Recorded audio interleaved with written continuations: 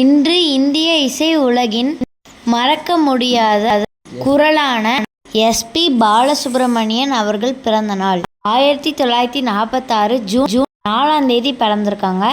ஆந்திர பிரதேசில் பிறந்திருக்காங்க. இவங்களை பற்றி எனக்கு தெரிஞ்ச சுவாரஸ்யமான தகவல்லாம் உங்களுக்கு சொல்கிறேன். ஒரே ஒரு நாளில் 21 பாட்டு பாடியிருக்காங்க. பாடி சாதனையும் படைச்சிருக்காங்க.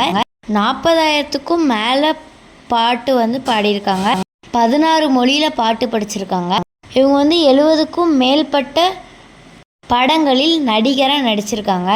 நிறைய நடிகர்களுக்கு பின்னணி குரல் கொடுத்துருக்காங்க. 6 தேசிய விருதுகள் வாங்கியிருக்காங்க. 4 மொழியில் பாடி 6 தேசிய விருதுகள் வாங்கியிருக்காங்க. இசை பயிற்சி இல்லாமலே இவங்க இவ்வளோ பாட்டு பாடியிருக்காங்களாம்.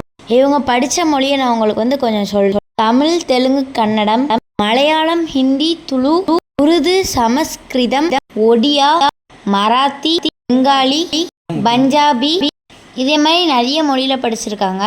பாடல்கள் மறைந்தாலும் அந்த குரல் என்றும் மறையாது.